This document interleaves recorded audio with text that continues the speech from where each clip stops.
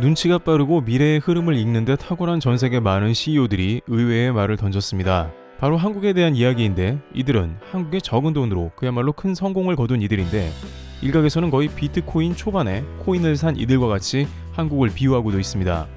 한국에서 성공하는 방법은 의외로 너무나 쉽습니다. 우리는 이곳을 비밀 병기라고 부르지만요. 이처럼 한국에 돈을 집어넣었더니 비트코인급 성공을 했다는 회사들이 현재 어떤 상황인지 살펴보도록 하겠습니다. 한국에서는 현재 크게 회사 두 곳이 거론되고 있습니다. 첫 번째, 한국이 외면한 이들을 받아줬더니 성공한 외국 회사. 블룸버그 통신은 한국에서 외면당한 이들을 적극 받아들였더니 성공한 회사가 있다고 발표합니다. 그런데 이 회사는 자국에서 이미 성공한 회사임에도 불구하고 독특한 방법을 한국에 사용했다고 하는데요. 블룸버그는 현재 많은 회사들이 경쟁이 가장 치열해지는 스트리밍 서비스 분야를 조명하고 있는 가운데 바로 넷플릭스가 한국에서 거둔 성공 전략에 대해 독특한 면이 있다고 분석하는 모습이 나왔습니다. 우리는 우리 방식을 고집하지 않고 한국 시장에는 한국에 맞는 방법을 써보기로 결정했습니다. 이쪽 분야에 발이 넓고 경험이 풍부한 현지의 한국인을 고용하고 한국이 제시하는 방법을 그대로 따라갔습니다.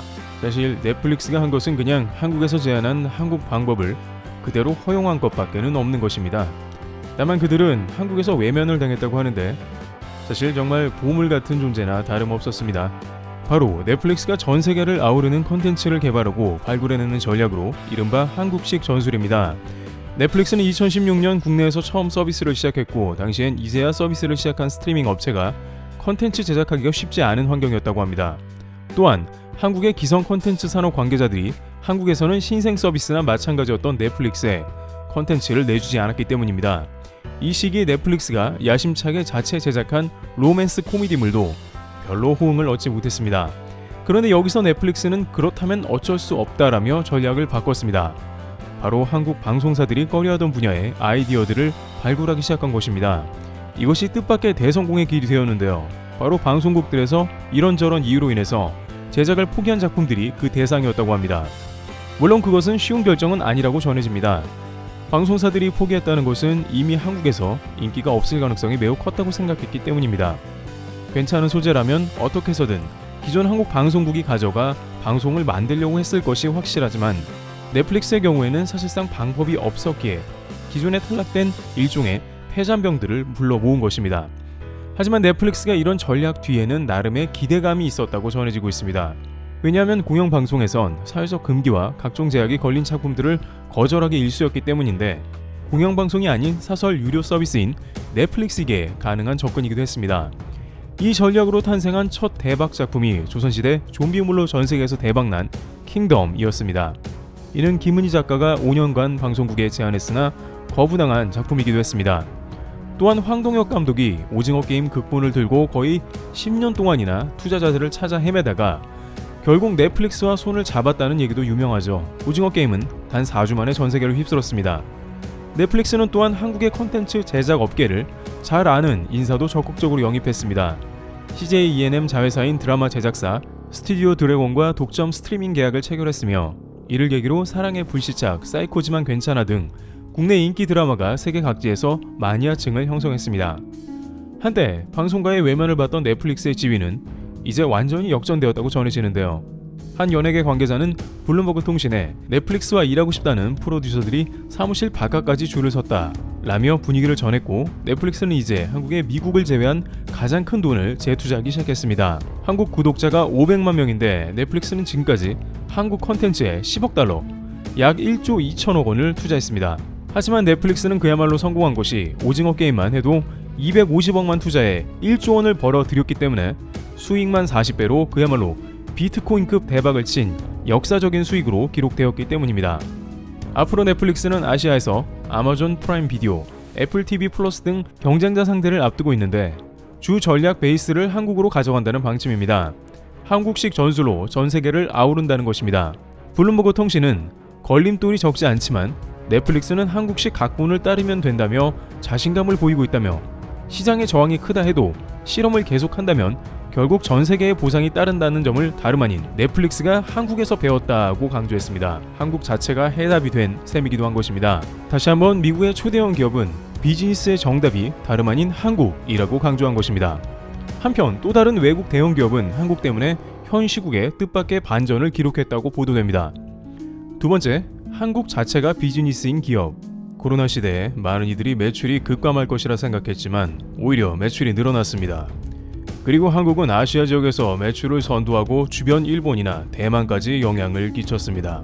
그야말로 한국은 글로벌 비즈니스에서는 없어서는 안 되는 보물과 같은 비즈니스 장소인 것입니다. 코스트코의 CEO는 한국을 통해서 매우 독특한 비즈니스를 일궈냈다고 인터뷰했습니다. 그는 2020년 코로나가 닥쳐 모든 상점이 봉쇄되고 사람들이 집에 머무르는 그 기간에 아시아의 한국은 오히려 매출이 늘어났다고 밝혔습니다. 정작 코스트코 미국이나 캐나다 등은 매출이 줄어들었던 것인데요. 실제 한국 코스트코는 독특한 비즈니스를 통해서 한국에서 승승장구하고 있는 것으로 나타나는데, 이는 한국 소비자들이 매우 적극적이기 때문으로 코스트코의 장점을 잘 살려내고 있기 때문입니다. 까다롭고 정확한 판단을 내리지만 일단 가성비, 가심비를 만족하면 거침없이 밀어주기도 합니다. 코스트코에 뭐가 떴다 하면 인터넷에 공유되고 순식간에 정보를 주고받는 일이 생기고 있습니다. 20만원대 비싼 와인이지만 생산 연도가 가치가 있다면 한국 소비자들은 망설임 없이 장바구니에 가져갑니다. 코스트코는 본래 미국의 창고형 서비스에서 한국의 소비자의 니즈와 결합되어 업그레이드된 셈인데요. 한국 코스트코는 여타 다른 코스트코보다 유행하는 식품류나 주류, 의류 등이 빠른 속도로 바뀌고 있으며, 이렇게 한국에서 단련된 코스트코의 아이템들은 즉시 가까운 일본에 영향을 끼치게 되는 것이죠. 일본의 많은 소비자들은 한국 제품을 구하기가 이전에는 매우 어려운 상황이었지만 이제 코스트코에 가면 전자제품부터 시작해서 각종 한국 제품을 매우 손쉽게 만날 수 있습니다. 일본 소비자들은 코스트코에 들어서자마자 한국의 LG TV들만 전시되어 있음을 느낄 수 있습니다. 현재 북미를 비롯해 많은 곳에서는 TV는 사실상 한국 제품이 가장 인정받고 있는 상황이기 때문에 일본 코스트코 역시 이러한 글로벌 트렌드를 반영하고 한국의 제품들이 판매도 잘 되고 있다는 소식입니다. 코스트코는 한국 아이템에 도움을 받고 있으며 반대로 한류는 코스트코를 타고 뻗어나가는 것입니다. 북미나 유럽 등 코스트코의 매출이 주춤하는데 한국에서 그 비즈니스의 실마리가 보인 것입니다. 한국 소비자의 진취적이면서도 빠른 정보 공유를 통한 공격적인 소비 패턴은 미래지향적이기도 합니다. 앞으로 미래 시대에는 자신이 원하는 아이템을 인공지능을 통해서 매일매일 자동으로 구매하는 순간이 오는데, 민감한 한국 소비자들이 벌크 제품조차 겁없이 구매하고 더욱 다양한 제품을 요구하는 것입니다. 이런 것은 코스트코의 매우 중요한 데이터가 되며 글로벌 경쟁 시대에 살아남는 중요한 경험치인 것입니다.